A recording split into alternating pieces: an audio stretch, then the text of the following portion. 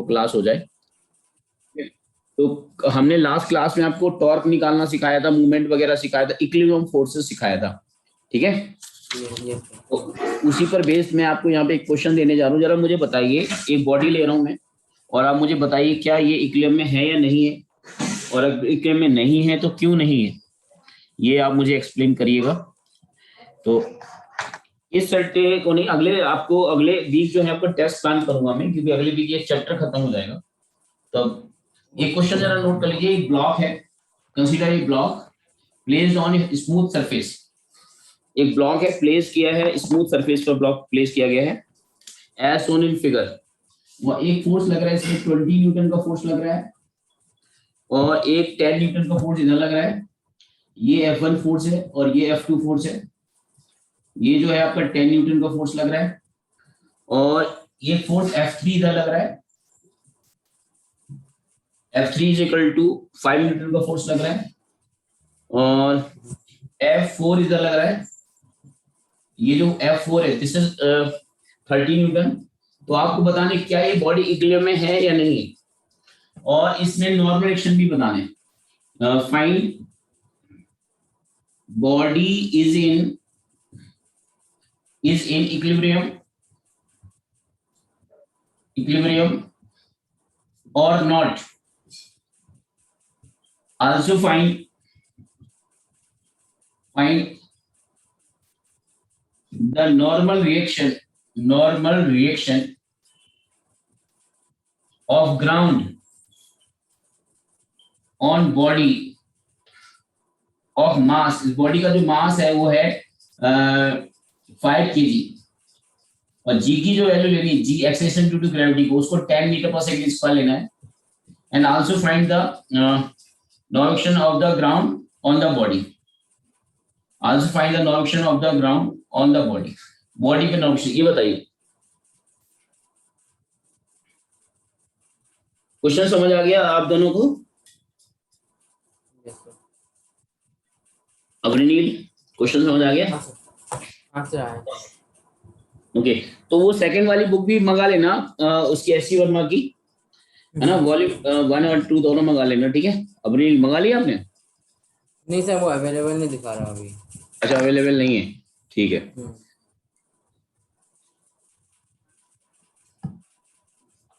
तो आज मैं कुछ एक्सरसाइज भेजूंगा आपको करने के लिए, तो आप उसकी क्वेश्चंस करना, ठीक है। ऋषिका, इक्विलिब्रियम में कैसे डिसाइड करेंगे, क्या तरीका लगाएंगे? इक्विलिब्रियम में देखने के लिए क्या करना पड़ेगा? इक्विलिब्रियम में क्या होता है? नेट फोर्स 0 होता है। तो इक्विलिब्रियम को डिसाइड कैसे करेंगे? ये फोर्सेस लग रहे हैं, इसमें ये लग रहा है, इसमें ये लग रहा है, ये लग रहा है और ये लग रहा है। नॉर्मल एक्शन को भी मैंने बताया था कि नॉर्मल एक्शन कहाँ लगेगी अग्रनील, किस डायरेक्शन में लगेगी? Perpendicular, very good, yes. वो किससे बैलेंस होनी चाहिए? वेट से। किससे? वेट, वेरी गुड, बहुत अच्छा। तो normal action perpendicular to the surface outwards and weight नीचे लगेगा। तो नॉर्मल एक्शन भी बताना है।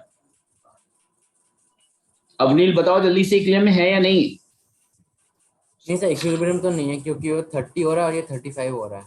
हाँ, ये कितना हो रहा है? ये हो रहा है 10 20 प्लस 30, 20 प्लस 10 30 और 5 35 हो रहा है। इधर की तरफ 30, तो वो ये भी 5 नहीं जाएगा, क्योंकि एरो देखना पड़ता है। एरो कहाँ लग रहा है? इधर, इसका भी एरो इधर। तो ये 20 प्लस 10 प्लस 5 35 इधर और 30 इधर। हाँ सर। अगर ये 5 नहीं लगता तो इक्विलिब्रियम में हो जाता। हाँ सर, ठीक है, वेरी गुड, सही बताया। ओके, नॉर्मल रिएक्शन बताइए जरा, नॉर्मल रिएक्शन कितनी होगी? नॉर्मल रिएक्शन सर जो फोर्स लेना है हमको, तो कौन सा वाला फोर्स लेना है नॉर्मल रिएक्शन वाले में? नॉर्मल रिएक्शन में जो फोर्स लेना है ना, वो आपको वर्टिकल डायरेक्शन दिखाना होता है। एन तो ग्राउंड की वर्टिकल लगेगी ना, एन, और mg लगेगा mg। तो वर्टिकल डायरेक्शन में ये किसको बैलेंस करेगा? अगर ये वर्टिकल डायरेक्शन में इक्विलिब्रियम रहेगा तो n mg के बराबर होना चाहिए ना। यस सर, तो 50 आ रहा है। हाँ, तो n should be equal to mg for vertical equilibrium. इसको लिखेंगे for vertical equilibrium, vertical equilibrium. Horizontal direction में इक्विलिब्रियम नहीं है, लेकिन वर्टिकल डायरेक्शन में इक्विलिब्रियम है। और mg मास की वैल्यू 5 है, g की वैल्यू 10, तो 50 न्यूटन आ रहा है। दिस इज 50 न्यूटन आ रहा है। अब मुझे एक बात बताओ, जो अगला जो आपका उसमें है जो टॉपिक, वो आपकी बुक में क्या है, जरा बताओ। सर हमने कल क्या पढ़ाया था, मुझे को बता दो थोड़ा थोड़ा। कल मैंने क्लास नहीं ली, क्योंकि कल ऋषि वो कृष्णा आउट ऑफ स्टेशन है, और रूहान का जो है वो कल क्लास हो नहीं पाई थी, तो कल मैंने क्लास नहीं ली। यस, क्योंकि इसलिए आज मैंने उसको एक्सटेंड करने के लिए बोला था 12 बजे से, बट आप कह रहा कि सर मैं तो लेवल 1 से 2 ही, इसलिए फिर आज मैंने क्लास सिर्फ रोहान की ली थी, अभी सिर्फ मैथमेटिक्स उसको पढ़ाया था। नेक्स्ट टॉपिक है, नेक्स्ट टॉपिक क्या है? बता दो। इसमें बॉडीज हो गया, principle of moments.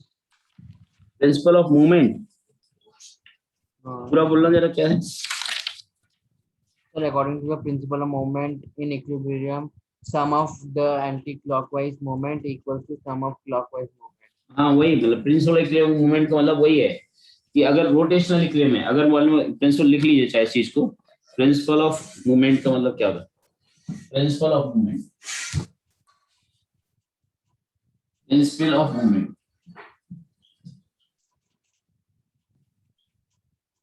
Principle of movement का मतलब है रोटेशनल इक्विलिब्रियम। अगर मान लो बॉडी रोटेशनल इक्विलिब्रियम में है, if body is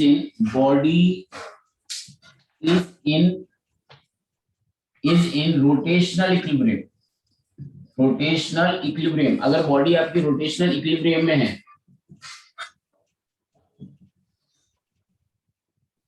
if body is rotational equilibrium, then not net torque, ये क्या है, इसको होता है net torque, net torque about an axis should be equal to 0, should be equal to 0। Net torque आपका 0 होना चाहिए, यानी कि total torque clockwise equal to total torque anti clockwise.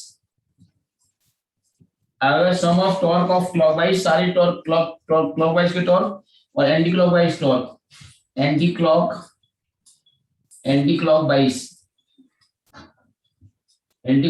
Torque, clockwise torque and anti clockwise torque, ये equal होने चाहिए। यानी clockwise torque ऐसे आएगा, एंटी क्लॉकवाइज ऐसे आएगा, यानी नेट टॉर्क 0 होता है। नेट टॉर्क 0 कह दो, या clockwise torque is equal to anti clockwise torque.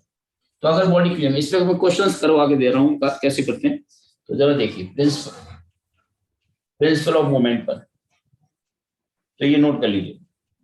इसी का समझ आ गया कि नेट टॉर्क 0 क्यों होगा, क्योंकि बॉडी रोटेट नहीं करेगी। इसमें बॉडी अपनी ट्रांसलेट तो कर सकती है, लेकिन रोटेट नहीं करेगी अगर रोटेशनल इक्विलिब्रियम में है। अगर बॉडी रोटेशनल इक्विलिब्रियम में है तो, और अगर कंप्लीट इक्विलिब्रियम में है तो टॉर्क भी 0 होगा, साथ साथ नेट फोर्स भी 0 होगा। ये पिछली क्लास में भी बताया था, याद है? Yes sir. ठीक है, तो क्वेश्चन इसमें मैं देने जा रहा हूं, इसको हटा दो। अब मान लेते हैं, इसमें क्वेश्चन जरा देख लीजिए। मान लो हमने ये रॉड ले ली, और ये रॉड को हमने ये इंक्लाइन वे में इसको ग्राउंड में रखा है, और ग्राउंड कैसा है, ये स्मूथ सरफेस है। कैसा है, ये स्मूथ सरफेस है। और एक इसमें एक स्ट्रिंग बनी हुई है, स्ट्रिंग बनी हुई है ऐसे, यहाँ पे स्ट्रिंग बनी हुई है इसका। और ये जो एंगल बना रहा है ये वाला, ये एंगल 90 डिग्री है, ये टोटल एंगल 90 डिग्री है, और ये एंगल 30 डिग्री है। ये स्ट्रिंग है, दिस इज स्ट्रिंग। और इसका वेट कहाँ ऐड करेगा, सेंटर, इसका सेंटर पे वेट ऐड करेगा mg। अब ये ग्राउंड में रखी तो ग्राउंड की क्या होगी, नॉर्मल एक्शन भी होगी, अरे होगी कि नहीं? तो आपको नॉर्मल एक्शन भी बतानी कितनी होगी, और इस स्ट्रिंग में टेंशन भी बताने कितना होगा। Find out the tension in the string and normal action of the ground. अब ये बॉडी आपको क्या ट्रांसलेट करती हुई दिखाई दे रही है? क्या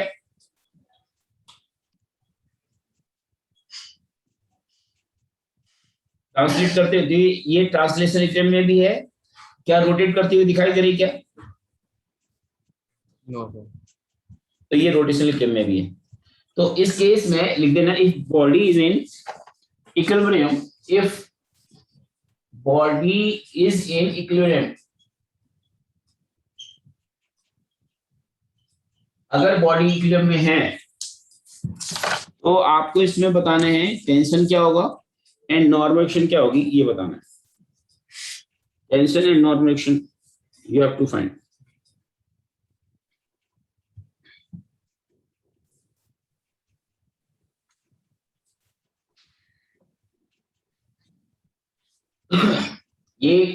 ये जो रॉड है, रॉड का जो मास है, मास की वैल्यू मैं दे रहा हूं आपको।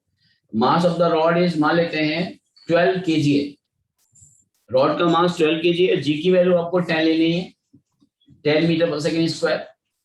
और ये अरेंजमेंट दिखा रखा है अबरनील एंड ऋषिका एंड सूर्यांश। तो ये बॉडी आपके स्केल में दिख रही है, it means it is not translating as well as not rotating, that means it means body is in complete equilibrium. So you have to find the tension in the string. और ये जो string है वो ये angle जो बना रही है हॉरिजॉन्टल के साथ इस डायरेक्शन, यहां से वो 30 डिग्री एंगल बना रही है। आपको ये एंगल्स की वैल्यू पता होता है ना, sin 30 क्या होता है, tan 30 क्या होता है, cos 30 क्या होता है, ये मालूम है ना फ्रेंड? sin 30, cos 30, tan 30, ये सारी वैल्यू पता होती है आपको? Yes, sir. ये आपको मालूम है ऋषि का वैल्यूज? भूल गई मैं। भूल गए? आप लिख लीजिए ताकि याद कर लो। sin 30 एक बार एक टेबल ही लिख लीजिए, आप भी टेबल लिख लीजिए। अभी मैंने इसके पहले रूहान को लिखवाई थी टेबल, आप भी नोट कर लीजिए। फिर अबरनील आपको याद है टेबल ये? Yes, sir. चलो एक बार रिवाइंड कर, दोबारा से रिवाइज हो जाएगा, लिख लीजिए फटाफट आप भी। यहां पर हम ले लेते हैं साइन थीटा, और ये कॉस थीटा ले लेते हैं, और ये टेन थीटा ले लेते हैं। और ये जो एंगल है पहले हम 0 डिग्री लेते हैं, फिर 30 डिग्री, फिर 45 डिग्री, फिर 60 डिग्री, फिर 90 डिग्री। तो साइन 0 की वैल्यू बताओ जरा, मैं आप इसी बहाने पता चल जाएगा। साइन 0 0, ठीक है, इसी का याद कर लो। साइन 0 0 बता रहे हैं। और साइन 30 1/2, 1/2, साइन 45 1/√2, 1/√2, ठीक है। sin 60 होता है √3/2, √3/2, यस करेक्ट।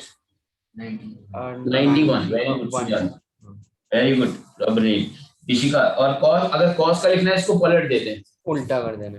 उल्टा कर देते हैं। 1√3/2, 1/√2, ये 1 हाफ इधर जाएगा, 0 इधर चला जाएगा। इसका लिखना है तो दिस अपॉन दिस करेंगे, this upon this, tan theta बराबर होता है sin theta upon cos sin theta. upon cos, हाँ, क्या आएगा आपका 1/√3, √ 1/√3, ये आएगा 1, ये आएगा √3, और ये आएगा इन्फिनिटी, 1/0 इन्फिनिटी होता है, ठीक है। तो इसका याद रखना। तो अब इस क्वेश्चन को आपको बनाना है, ये आपका जो क्वेश्चन है मूवमेंट ऑफ फोर्स पर बेस्ड क्वेश्चन है, लॉ ऑफ मूवमेंट पर बेस्ड क्वेश्चन है ये। तो अगर बॉडी इक्विलिब्रियम में है, ना रोटेट कर रही ना ट्रांसलेट कर रही है, तो इसमें आपको टॉर्क V0 करना पड़ेगा और फोर्स V0 करना पड़ेगा, क्योंकि दो वेरिएबल्स हैं, नॉर्मल एक्शन एंड टेंशन। तो दो वेरिएबल्स को अगर सॉल्व करना है तो हमारे पास दो इक्वेशंस होने चाहिए, अदरवाइज ये सॉल्व नहीं हो पाएगा। तो इसको, हाँ, तो नॉर्मल एक्शन इन्होंने कहा 120 है, ये गलत है। नॉर्मल एक्शन 120 नहीं होगा, क्योंकि टेंशन का कंपोनेंट भी आएगा। सूर्यांश आप ध्यान दीजिए, नॉर्मल एक्शन यहाँ पे mg के बराबर नहीं होगा बेटा, क्योंकि टेंशन का कंपोनेंट भी आएगा वर्टिकल डायरेक्शन। चेक कर लेते हैं, तो हटा दो इसको। अब इसका एफबीडी बनाइए, फ्री बॉडी डायग्राम मैंने सिखाया था आपको, फ्री बॉडी डायग्राम। तो क्या इसका फ्री बॉडी डायग्राम ड्रॉ करके देखें, रॉड का फ्री बॉडी डायग्राम ड्रॉ करके देखते हैं जरा क्या क्या फोर्सेज आ रहे हैं उसमें। एक तो ग्राउंड की नॉर्मल एक्शन आ रही है n, चेक करो, और इसका वेट डाउनवर्ड्स mg को दिखाई रखा है। टेंशन जो है वो इस तरीके से है कि ये 90 डिग्री बना है, बट हॉरिजॉन्टल ये 30 डिग्री एंगल बना रहा है, ये 60 डिग्री हो जाएगा। तो टेंशन के दो कंपोनेंट हो जाएंगे, याद रखो, इसको आप एक्स एक्सिस मान लो, इसको वाई एक्सिस मान लो। तो टेंशन के दो, जब भी एंगल दिया हो किसी फोर्स का एक्स एक्सिस के साथ या वाई एक्सिस के साथ, तो उसके कंपोनेंट कर लेते हैं, एक्स एक्सिस के अलोंग वाई एक्सिस। तो इसका कंपोनेंट इधर कितना आएगा, t cos 30। ये याद रखना अबरनील, जिस तरफ एंगल होता है उस तरह cos कंपोनेंट आता है। तो दूसरी तरफ इसी एंगल का साइन कंपोनेंट आएगा t sin 30। इस टेंशन के दो कंपोनेंट हो जाएंगे, horizontal t cos 30 and vertical t sin 30। जिस तरफ एंगल होता है उस तरफ cos कंपोनेंट आता है, रिमेंबर दिस पॉइंट। अपनी सर तो इसमें जैसे एंगल का यूज क्या होगा फिर, अगर एंगल का यूज क्या होगा, हमें अभी बैलेंस करने पड़ेंगे ना। जैसे अगर मैं ये नहीं लेता, अगर मान लो टेंशन अगर मैं कंपोनेंट नहीं करता, तो हमें फिर नॉर्मल एक्शन निकालने में परेशानी हो जाती, क्योंकि दो वेरिएबल्स हैं, टेंशन और टी। टॉर्क तो हम किसी एक पॉइंट के अबाउट जीरो करेंगे ना, दो अलग अलग पॉइंट के अबाउट टॉर्क जीरो करके क्या है करेंगे, एक ही पॉइंट के अबाउट जीरो करेंगे टॉर्क, क्योंकि बॉडी क्लेम है तो किसी भी एक पॉइंट को सिलेक्ट करेंगे, उसके अबाउट टॉर्क जीरो कर देंगे। तो अभी पता चल जाएगा आपको क्यों ऐसा एंगल का कंपोनेंट क्यों किया गया। ये समझना पहले जरूरी है कि इसका कंपोनेंट t cos 30 इधर क्यों हो रहा है और इसका t sin 30 इधर क्यों हो रहा है। हाँ सर, जब वेक्टर सिखाएंगे ना आपको, तो उसमें और आपको प्रॉपर रिजोल्यूशन करके बताएंगे वेक्टर्स में, जब आप थोड़ा सा और आगे सिलेबस बढ़ जाएगा। अभी आप चूंकि 10th क्लास में, फाउंडेशन क्लास में, तो अभी जस्ट माइंड में ये रखना है कि जिस तरफ एंगल होता है उस तरफ कॉस कंपोनेंट, दूसरी तरफ साइन। जब वेक्टर्स प्रॉपर सीख लोगे तो आपको ये पता चल जाएगा ऐसा क्यों होता है, कॉस कंपोनेंट क्यों आता है एंगल की साइड। तो ठीक है, ऋषिका हटा दूं, यस अवरणी सर। हटा, हाँ सर, ठीक है। तो अब जरा देखिए, अब हमें यहाँ पे क्या करना है, component x axis y axis के अलॉन्ग करना। देखिए ऑलरेडी नॉर्मल एक्शन तो वाई एक्सिस के अलॉन्ग ही है, और एमजी भी वाई एक्सिस के अलॉन्ग है, नेगेटिव वाई एक्सिस के अलॉन्ग। इसको हमें छेड़ना नहीं है, हमें सिर्फ टेंशन का कंपोनेंट देखो, वाई एक्सिस के अलॉन्ग ये है, वाई एक्सिस के अलॉन्ग ये है। तो इसमें क्या होगा, एक मिनट, एक मिनट बेटा।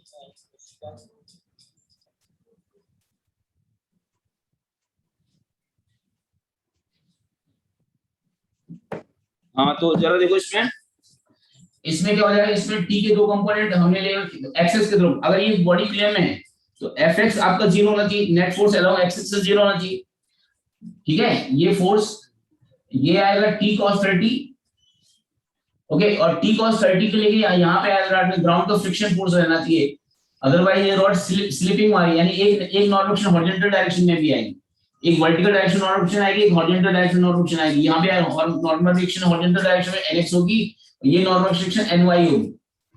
अब आपका ये क्यों नॉर्मल सेक्शन आ गई, अगर टी कॉस 30 इधर लग रहा है तो इसको बैलेंस करने के लिए कोई ना कोई फोर्स तो होना चाहिए। यस सर, अदरवाइज अगर ये नॉर्मल सेक्शन हॉरिजॉन्टल डायरेक्शन में नहीं होती तो ये रॉड स्लिप निकल जाती बैलेंस करने के लिए। यानी इसमें दो नॉर्मल सेक्शन होंगे, एक वर्टिकल होगी एक हॉरिजॉन्टल होगी, है ना। तो इसमें क्या होगा, fx अगर सिग्मा fx को जीरो करेंगे, यानी t cos 30 should be equal to nx, और t sin 30 ये वाला फोर्स बराबर किसके होगा, इन दो, ये वाला फोर्स प्लस ये वाला फोर्स, ये दोनों y एक्सिस में लग रहे हैं, वो mg के बराबर में, यानी t sin 30 plus ny is equal to mg, equation number 2। अब हमारे पास देखो दो इक्वेशन तो ये आई, एक इक्वेशन और चाहिए हमें, अब नहीं, वो टॉर्क से आएगा। ये नेट फोर्स जीरो करके किया, नेट फोर्स जीरो करके ये सिग्मा fx को जीरो किया, और ये सिग्मा fy को जीरो किया, ये यहां से आई, ये यहां से, एक आएगा नेट टॉर्क। अब टॉर्क आप इस पॉइंट के अबाउट ले लो चाहे इस पॉइंट के अबाउट ले लो, तो टॉर्क हम इस पॉइंट n के अबाउट ले लेते हैं। इसके अबाउट टॉर्क अगर लेंगे तो इसका खुद का नॉर्मल एक्शन का टॉर्क जीरो आ जाएगा, क्योंकि वो पॉइंट यहीं से पास हो रहा है। सर क्लास में था हमने सर, हाँ मैं अभी जस्ट अभी फाउंडेशन वाली क्लास सैटरडे संडे लेता हूँ, तो ये हाँ, तो ये 2 बजे तक हो जाऊंगा सर।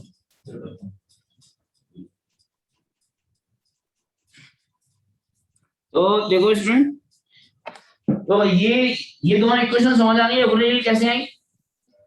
यस सर, ओके, अब टॉर्क इस पॉइंट के अबाउट लेंगे तो इस पॉइंट के अबाउट टॉर्क लेंगे तो n का टॉर्क जीरो क्यों होगा, क्योंकि टॉर्क की वैल्यू क्या होती है, फोर्स इनटू परपेंडिकुलर डिस्टेंस। जब क्योंकि फोर्स यहीं से पास हो रहा है तो डिस्टेंस क्या होगी, जीरो, तो इसका टॉर्क जीरो क्यों हो जाएगा, क्योंकि डिस्टेंस ही जीरो हो जाएगी। तो अब इसके अबाउट टॉर्क किसका आएगा, mg का टॉर्क आएगा, mg का टॉर्क आएगा। तो ये एंगल अब देखो, ये एंगल अगर 60 डिग्री है तो ये एंगल 60 डिग्री होगा, हाँ सर, ये एंगल 60 तो ये 60 होगा।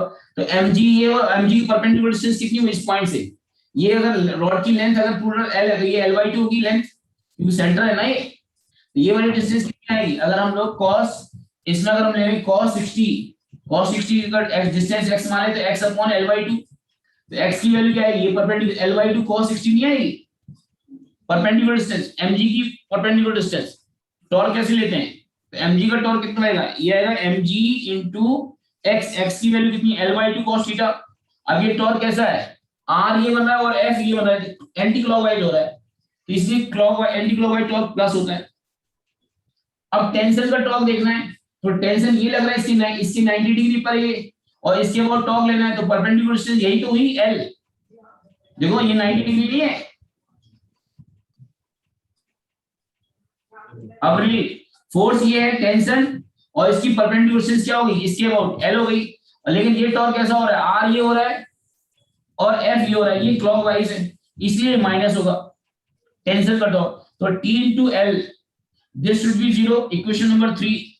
तो क्या यहां से टेंशन आ जाएगा? जीरो करने से यहां से टेंशन की वैल्यू कितनी आ जाएगी? यहां से टेंशन की वैल्यू आ जाएगी mg cos theta by 2। Check करो, प्रॉपर इक्वेशंस को जरा ध्यान रखना क्या करना होता है। इसका टॉर्क जीरो किया तो यहाँ डायरेक्ट टेंशन की वैल्यू आ जाएगी, t into l से l कट जाएगा तो mg cos थीटा बाई 2। ये टेंशन आ गया। अब नहीं मतलब cos थीटा की वैल्यू क्या रखनी है? क्या cos थीटा की वैल्यू पुट कर देंगे ना। cos थीटा मतलब cos 60, cos थीटा यहाँ पे कितना आएगा? यहाँ एंगल ये यहाँ पे 60 डिग्री वाला एंगल आएगा। ये एंगल जो हमने लिखा ये 30 वाला एंगल नहीं लाएगा, ये 60 डिग्री वाला एंगल आएगा। ये यहाँ पे एंगल थीटा जो होगा 60 डिग्री रखेंगे, तो 60 डिग्री रखेंगे तो टेंशन की वैल्यू कितनी आ जाएगी? mg cos 60 1/2, और ये ऑलरेडी 1/2 है तो टेंशन कितना हो जाएगा? mg/4। यही पूछ रहे थे अपन।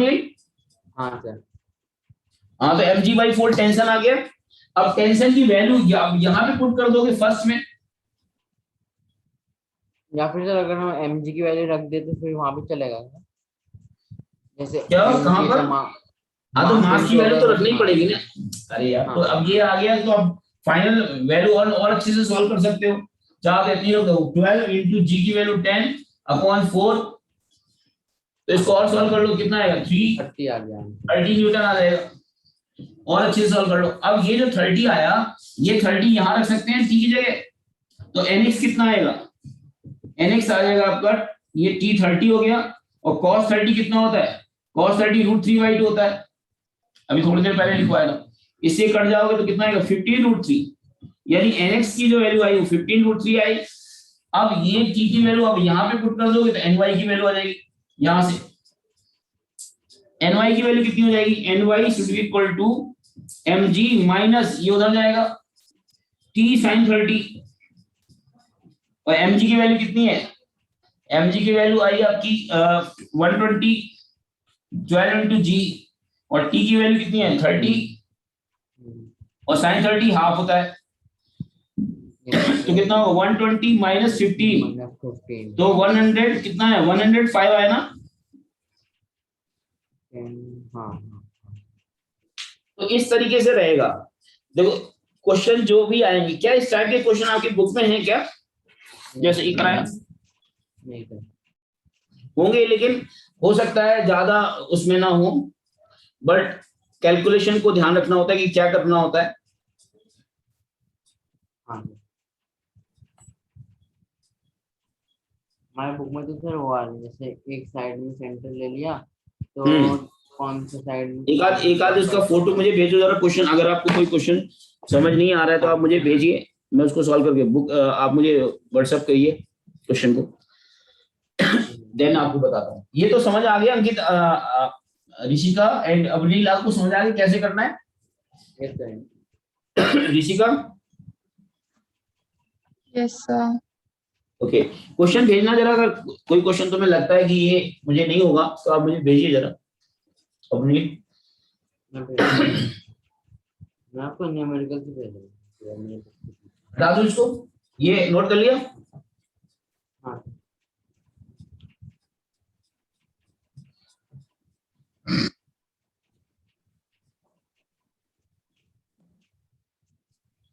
भेजा क्या आपने? हाँ सर भेज दिए।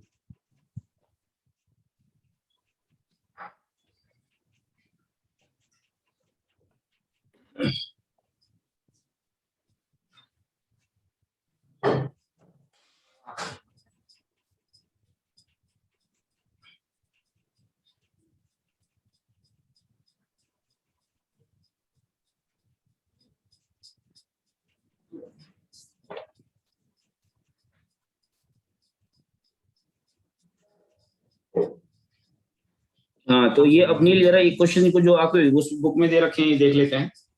देखो ये न्यूमेरिकल्स वाला पहला क्वेश्चन 9 क्वेश्चन नंबर 1 देखते हैं। The movement of a force of 10 newton about a fix point O is 5 newton metre. देखो कह रहे कोई फोर्स है, इधर ध्यान दो, वो movement of a force about A point, force की वैल्यू 10 न्यूटन दे रखी है, कोई भी पर्टिकुलर पॉइंट के अबाउट, मान लो इस पॉइंट पे फोर्स लग रहा है कोई ये F, ये O पॉइंट मान लेते हैं, इस पे फोर्स लग रहा है, तो कह रहा है कि movement of a force about a fix point O is 5 Newton, मतलब इसके अबाउट जो टॉर्क दे रखा है इसके अबाउट, अच्छा इसके अबाउट कह रहा है तो पॉइंट अलग होता है, याद रखना, फोर्स कहीं और लगेगा, फोर्स कहीं और लगेगा, मतलब F ये लग रहा है और चूंकि टॉर्क जिसके अबाउट लिया जाता है वो पॉइंट अलग होता है बेटा, तो इस फोर्स का टॉर्क इसके अबाउट जो है वो टॉर्क की जो वैल्यू दे रखी है वो 5 न्यूटन मीटर दे रखी है, दिस इज 5 न्यूटन मीटर। तो कह रहा है कि इसमें निकालना है calculate the distance of point from force, तो यानी ये डिस्टेंस निकालनी, R निकालनी है, ये R जहां पे फोर्स लग रहा है उसको पॉइंट P बोलते हैं, तो ये जो R है वो R परपेंडिकुलर निकालना है, तो टॉर्क का डेफिनेशन लगा दो, टॉर्क क्या होती है F इंटू R परपेंडिकुलर, मैं वैल्यू निकालनी है, F की वैल्यू दे रखी है कितना, टॉर्क की वैल्यू दे रखी है 5 न्यूटन मीटर और फोर्स की वैल्यू दे रखी है 10 और R परपेंडिकुलर निकालना है, तो R परपेंडिकुलर कितना हो जाएगा 1/2, 1/2 मतलब 0.5 मीटर, समझ आ गया Avni? Yes sir. Next question आपको समझ आएगा ऋषिका? Yes sir. गुड, समझ आया स्टूडेंट्स? यानी कोई भी पॉइंट के अबाउट टॉर्क, तो टॉर्क अलग अलग पॉइंट होता है, उस पॉइंट पे फोर्स नहीं लगाना चाहिए। नेक्स्ट क्वेश्चन कह रहा है ये ए क्या लिखा, nut is opened by branch of length 10 metre, एक कोई नट है उसको खोला जा रहा है, कोई नट मान लेते हैं, कोई नट है उसको एक बेंच के द्वारा खोला जा रहा है, एक मतलब कस दिया और उसको खोला जा रहा है नट को, इसकी जो लेंथ दे रखी है, लेंथ इज 10 सेंटीमीटर, इसकी जो लेंथ है 10 सेंटीमीटर है, 10 सेंटीमीटर, हाँ ओके।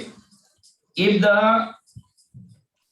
आई का इन लीस्ट फोर्स, अच्छा if least force required to 5 newton metre, 5 newton second, अगर कोई कह रहा है कि 5 न्यूटन का फोर्स रिक्वायर्ड हो रहा है, F4 फोर्स 5 न्यूटन का, तो द मूवमेंट ऑफ फोर्स, तो आसान है, तो मूवमेंट ऑफ फोर्स निकालना, यानी L दे रखा है, F दे रखा है, तो टॉर्क निकालना है, टॉर्क को ही मूवमेंट ऑफ फोर्स बोलते हैं, तो 10 जो लेकिन सेंटीमीटर टू मीटर में चेंज करेंगे, तो 10 F की वैल्यू कितनी है 5 और 10 सेंटीमीटर को मीटर में, तो 10/100 ये मीटर में आएगा, तो न्यूटन मीटर आ जाएगा, तो कितना आएगा ये 50, ये 0 से 0 कट जाएगा, ये आएगा आपका 1/2 न्यूटन मीटर, हाँ चेक कर लो, तो 0.5 न्यूटन मीटर आ जाएगा, ठीक है। Yes sir. नेक्स्ट क्वेश्चन,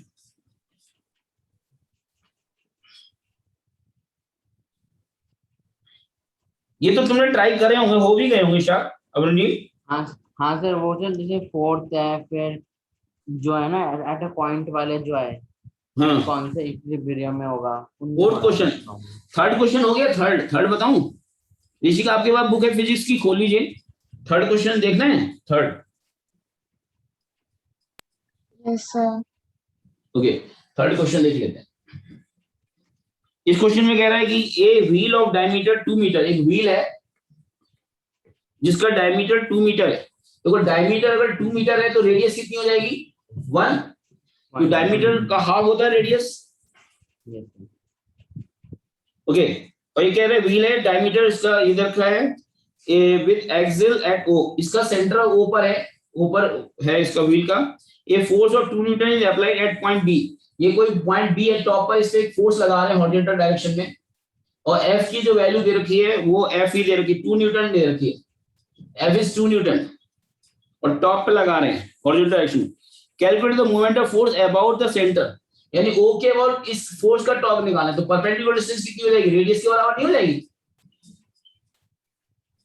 और फिर बाद में कह रहा है अबाउट A बताइए, सेकंड में अबाउट A पूछा गया है, पहले O के अबाउट, तो टॉर्क अबाउट O पूछा रहे हैं, बताने जा रहे हैं पहले, तो टॉर्क अबाउट O पूछेंगे तो कितना, force into perpendicular distance of O, OB perpendicular distance लिखेंगे, OB perpendicular distance, OB perpendicular radius के बराबर बनेगी, तो F की वैल्यू कितना है, ट्वाइस, और परपेंडिकुलर डिस्टेंस कितनी है, परपेंडिकुलर डिस्टेंस R है, और ये टॉर्क कैसा होगा, R ये है और F ये क्लॉकवाइज टॉर्क होगा, तो R की वैल्यू रखेंगे 1, तो 2 into 1 यानी कि इसकी वैल्यू -2 आएगी। आप कहोगे -2 क्यों लिखा, कि क्लॉकवाइज है, क्लॉकवाइज टॉर्क नेगेटिव होता है, R ये है, F ये है। हाँ सर।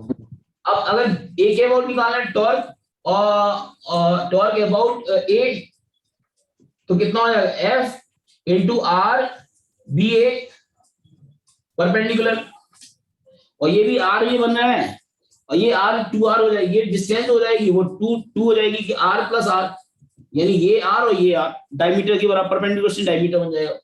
कितना हो जाएगा, F की वैल्यू 2 है और डायमीटर की डिस्टेंस कितनी है, परपेंडिकुलर 2, यानी 4 न्यूटन मीटर आ जाएगा, और ये भी माइनस में आएगा। माइनस किस बात को इंडिकेट कर रहा है, डायरेक्शन को इंडिकेट कर रहा है, मैग्नीट्यूड तो 4 है, हाँ सर। अबाउट A मैग्नीट्यूड 4 होगा, अबाउट O मैग्नीट्यूड 2 होगा, ठीक है। नेक्स्ट क्वेश्चन, अब आप तो ये 5th क्वेश्चन लिख लेते हैं, हटा दो, ऋषि का नोट कर लिया,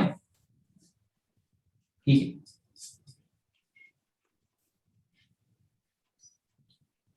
क्वेश्चन नंबर नेक्स्ट जो है 4 क्वेश्चन,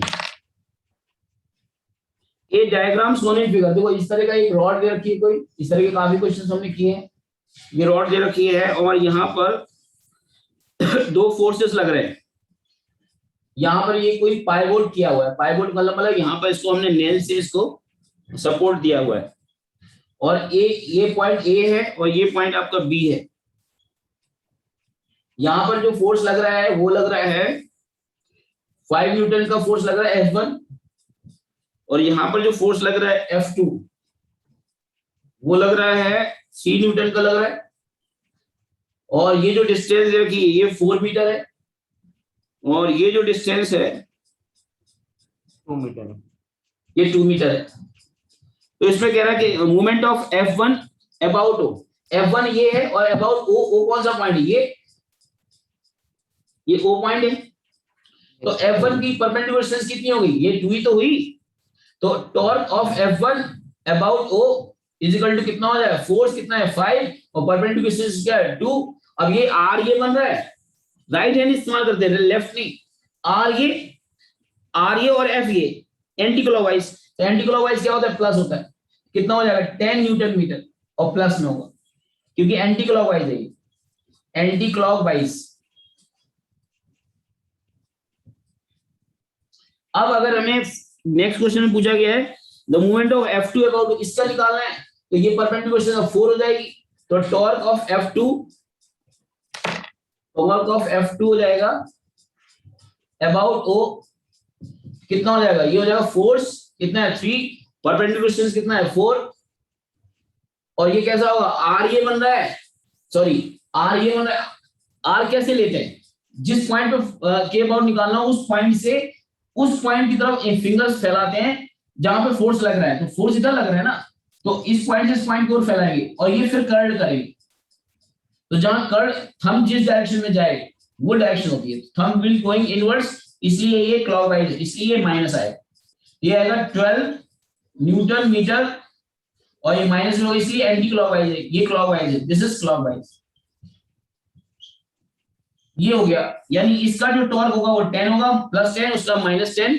अब ये कह रहा है ये टोटल मूवमेंट ऑफ फोर्स बताने, तो मूवमेंट ऑफ क्या बेटा, अब सर ऐड कर देंगे जब टोटल, हाँ साइन के साथ ऐड करेंगे, लेकिन साइन के साथ, तो टोटल है टॉर्क निकालना है, तो इसका प्लस है और इसका कितना है -12 है, तो नेट माइनस किसका ज्यादा है, क्लॉकवाइज का, इसलिए नेट -2 आएगा और ये क्लॉकवाइज ही रहेगा। ऐसे नहीं कि आप इसको जोड़ दो 10 + 12 कर दो, गलत आ जाएगा आंसर, इसकी वैल्यू प्लस इसकी वैल्यू माइनस, और माइनस वाला ज्यादा है इसलिए नेट आंसर क्या होगा, माइनस वाले के अकॉर्डिंग होगा। और वो -2 होगा। तो अब इसमें ऑप्शन इन्होंने क्या किया दिए हैं, 12, पहले में इन्होंने दिया है 10, अगले में 12 और सेकंड में 2, तो 2 इन्होंने 2 लिख दिया है, मैं तो साथ में माइनस साइन इसलिए लिख दिया कि ये क्लॉकवाइज की वजह है, ठीक है। तो ये था, ओके।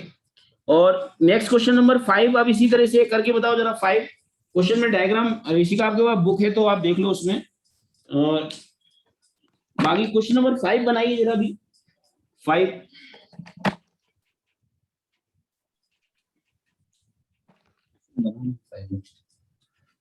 पे लग रहता।